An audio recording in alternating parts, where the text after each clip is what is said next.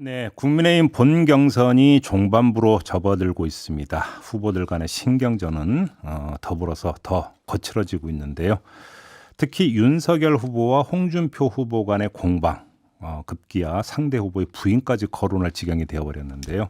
지금부터 두 캠프 공동 선대위원장을 맡고 있는 두 분 차례로 연결해서 입장 들어보겠습니다. 먼저 홍준표 캠프 공동 선대위원장을 맡고 있는 이현주 전 의원 전화로 연결하겠습니다. 나오 계시죠? 네, 안녕하세요. 네, 안녕하세요. 캠프 합류하신 지 한 두 주 되셨나요? 네네, 그렇습니다. 왜 홍준표 후보를 선택을 하셨어요, 의원님? 네네. 저는 홍준표 후보가 본선 경쟁이 더 있다. 왜냐하면 특히 2040한테 저 압도적인 지지를 받고 있기 때문에 예. 젊은 층이 지지하는 후보가 돼야지 본선 경쟁력도 있고 음. 또 이제 준비된 후보다 어쨌든 이제 지금 불안정한 후보를 가지고는 본선에서 이기기도 어렵고 더더군다나 또 혹시 이제 당선이 되더라도 예. 지금은 이제 여소야대 국면에서는 여러 가지 뭐 심판이라든가 또 앞으로 또 이어질 어떤 국정의 성공적인 운영을 위해서는 저는 좀 준비된 후보가 해야 된다고 생각을 했습니다. 그러면 이제 상대 후보인 윤석열 후보는 본선 가면 불안하다 이런 말씀으로 연결이 되는 것 같고 네네. 그래서 그러면 그 윤석열 후보의 실언과 망언 리스트 25가지를 추린 이유도 이 불안감의 가장 큰 원인이 여기에 있다 이렇게 보기 때문입니까? 근데 뭐 일일 일망원 뭐 이런 얘기까지도 도는데요. 예. 뭐 저희가 뭐 어떻게 보면 뭐 특별히 새롭게 뭐 저희가 한 건 아니고 기존에 있던 것들 언론에 보도된 것들을 그냥 정리를 한 건데요. 예. 출마 선언 이후에 아마 한 세네 달 동안 쭉 정리를 해보면 이제 주요한 것들이 그 정도 되더라고요. 네네. 근데 이 25가지가 가운데 위원장님이 개인적으로 이게 가장 좀 심각하다고 꼽는 게 어떤 게 될까요? 저는 뭐 워낙 많아서 네. 근데 그 중에서 가장 심각하다고 생각하는 게 서민들이나 이제 민생에 대한 공감 능력이 부족한 부분이었는데요. 이제 뭐 여성과 또 엄마의 입장에서 보면 네.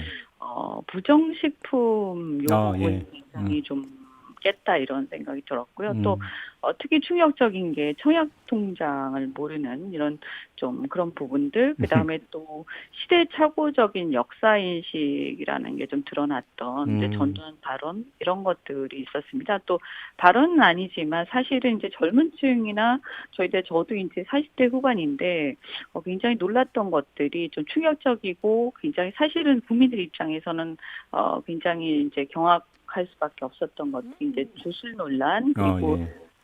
개사과 이런 것들이 이제 국민을 비하한 것으로 이제 받아들여졌거든요. 알겠습니다. 이런 것들이 굉장히 이제 심각했었죠. 네. 근데 지금 윤석열 캠프 쪽에서는 여당의 악의적 주장에 편승해서 경쟁 후보를 치졸하게 공격하고 있다. 이렇게 비판하던데 어떤 말씀 주시겠어요? 뭐 새삼 저희가 작성한 게 아니고요. 기존에 윤 후보가 했던 발언 이런 것들을 그냥 열거한 것에 불과하기 때문에요. 네, 그렇게 따지면 이제 저희가 볼 때는 이제 윤석열의 적은 윤석열이다. 네, 이런 거니까 이제 본인이 이제 발언을 잘 하셔야 되는 거고, 사실 이런 발언들은 저는 이제 발언 실수, 처음에는 한두 번은 실수라고 볼 수가 있는데, 자세히 보시면 이제 실수라기보다는 가치관의 문제라고 생각을 합니다. 그래서 사실은 이런 부분들은 적어도 이제 대선에 나오기 전에는 자기가 이제 어떤 가치관, 세계관, 이런 역사관 이런 것들은 고민 끝에 좀 정리가 어느 정도 되고 중심을 잡고 나와야 되는데 이 부분이 아직까지 준비가 덜 돼서 나오신 게 아니냐. 그러면 만약에 이제 본선에 가고 또 혹여 이제 당선이 된다 하면 모든 이제 여러 가지 의사결정이 있을 때마다 기준이 없이 이제 우왕좌왕하게 되는 상황이 발생하는 거거든요. 그래서 저는 국정에 엄청난 혼란이 발생할 수밖에 없다 이렇게 봅니다. 윤석열 후보가 대선 출마 선언을 한 게 6월로 제가 기억을 했으니까 얼추 5달 정도 된 것 같은데 그 기간이 지나는 동안에도 이 발언상의 문제가 계속되고 있다면 이건 적응의 문제를 넘어서 이제 능력의 문제다 이렇게 봐야 되는 걸까요? 위원장님 어떻게 보십니까? 그러니까 기본적으로 이분이 이제 계속 검찰에만 계셨잖아요. 예. 그래서 이제 수사는 굉장히 잘하시겠죠. 그런데 다른 분야, 그러니까 민생이라든지 경제라든지 기본적인 이제 외교 안보라든지 여러 가지 또 국민들의 어떤 삶에 대한 이해, 정서적인 공감 이런 것들이 굉장히 떨어진다고 보입니다. 그런데 이제 대통령이라는 것은 사실은 수사가 극히 일부 분야에 불과하기 때문에 예, 그 부분에 대해서 이제 국정 운영에 대한 전반적인 능력이 저희는 부족하다. 그리고 이것은 뭐 그분도 말씀하셨지만 옛날 40년 전, 50년 전에 그 어떤 독재 시절하고 다르기 때문에 본인의 능력이 부족한데 이제 전문가를 쓴다고 해서 보완한다는 것은 한계가 있다고 보고 있습니다. 알겠습니다. 지금 뭐 현재 진행형인 논란 가운데 하나가 개사과 논란 아니겠습니까? 이 논란의 본질이 뭐라고 보세요? 저는 이것도 역시 이제 공감 능력 또는 국민 이제 어떻게 보면 뭐 헌법 정신으로까지도 볼 수 있는데 저는 이제 태도의 문제라고 생각을 합니다. 그러니까 결국에는 이것을 이제 뭐 이게 이제 결국에는 뭐 배우자까지 이제 거론이 되는 상황인데요. 어찌됐든, 이것을 찍을 때, 이것이 이제 그런 논란, 그러니까 국민 비하 논란을 빚을 수 있다라는 것을, 웬만한 사람이면, 캐치를 하게 돼 있거든요. 그런데 이제 뭐 몰랐다고 하는 거 아닙니까? 그러면, 그것이 굉장한 어떤 저는 이제 정서적인 공감의 부족이다. 이렇게 보이고요. 그 과정에서 또 해명하는 과정에서도 그렇고, 이게 이제 공감 능력의 부족이라고 또 지적을 또 많이들 또 하십니다. 예.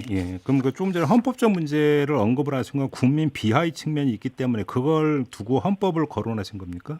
위원장님? 네, 네네. 저는 이제 그렇게 볼 수도 있다. 그리고 이제 이게 어떤 문제가 있냐면 사실은 이런 문제들은 그냥 불찰이라든가 가볍게 볼 문제는 아니고 사실은 요즘의 국민들은 그냥 그 사진이라든지 영상 하나만 가지고 모든 것들이 이제 순간적으로 많은 것들이 판단이 되거든요. 요즘의 시대가 그렇기 때문에요. 근데 그런 부분에 대한 이해 이게 굉장히 부족한 것 같습니다. 알겠습니다. 윤석열 후보 본인이 홍준표 후보의 부인이 후원회장을 맡은 거를 거론을 했는데 이건 어떻게 받아들이십니까? 뭐 후원회장을 뭐 맡는 것이 이제 본선에 가면 이제 또 더 규모가 커지니까 또 이제 정식으로 다른 분 맡을 수도 있겠지만 어쨌든 후원회장 맡는 것 자체가 문제는 아니지 않습니까? 그렇게 해서 사고가 난다든지 이런 문제가 있겠지만요. 네. 알겠습니다. 지금 그 잠재되어 있는 문제가 여론조사 문항이잖아요. 네네. 그러니까 양자 가상 대결이 아닌 사지 선다형 방식을 주장하고 계시는데 그 이유가 뭘까요? 이게 이제 가상 대결을 한다고 했을 때요. 이것을 변별력을 가지고 비교를 하기 굉장히 어렵습니다. 그러면 1대1로 해서 4명의 후보를 계속 이렇게 비교를 하고 또 그것을 뭐 이렇게 그 차이를 갖다가 뭐 가산점을 주고 뭐 어떻게 복잡하게 저도 다 이해를 하기 굉장히 어려운데요. 지금까지 그렇게 해서 경선을 한 사례가 없거니와 선례가 없거니와 그렇게 해서 어떻게 이것을 예를 들어서 이 폭과 그다음에 이 고점이 있지 않습니까? 그럼 뭘 가지고 어떻게 변별한다는 것인지 이것은 굉장히 그렇게 되면 사실상 어떤 당의 어떤 당의 지지율로 수렴할 수밖에 없기 때문에 변별력이 거의 나오지 않는 것으로 알고 있습니다. 근데 이제 만약에 수용이 안 되면 홍준표 후보는 중대 결심까지 언급을 했는데 어떻게 하겠다는 건가요? 그때 제대로 하라는 그런 강력한 경고인 것으로 알고 있습니다. 알겠습니다. 마지막으로 이 질문 좀 드릴게요. 지금 그 홍준표 후보가 KBS, ETV와 MBC의 단계적 민영화를 지금 제시를 했던데 이 타이밍에 이 지금 그 정책을 제시한 이유가 뭘까요?